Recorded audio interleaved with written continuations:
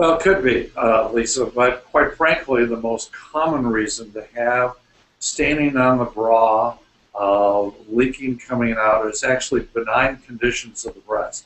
Let me share with our audience some examples of this.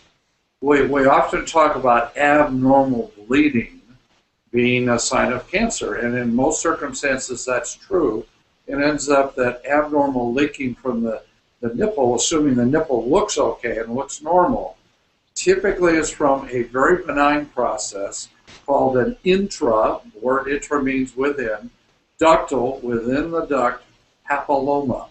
Big fancy medical terms, and it means just an overgrowth of the normal tissue, and then they start to bleed and that comes out. Again, that requires a full evaluation, including mammograms, including ultrasound, and possible surgery to know that for sure.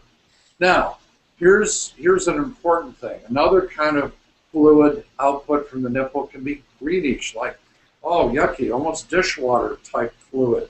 Again, very common in women in their 40s because the peak incidence of fibrocystic changes of the breast are women in their 40s. And so as you develop these cysts and the cysts start leaking, oh, yucky, you can get this sort of green, oh, dishwater kind of fluid coming out. Again, typically not a sign of cancer. But what can be an important sign of cancer when these other two are not? Answer, a clear, spontaneous discharge.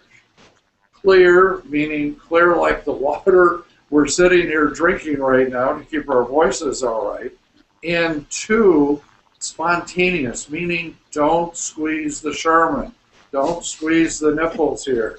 Because if you do sit around squeezing your nipples for long enough, by golly, you may be getting some fluid out.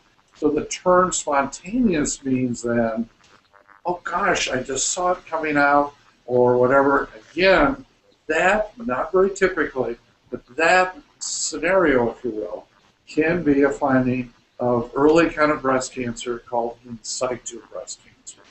So what's the bottom line of this? Great question. It all needs to be fully evaluated.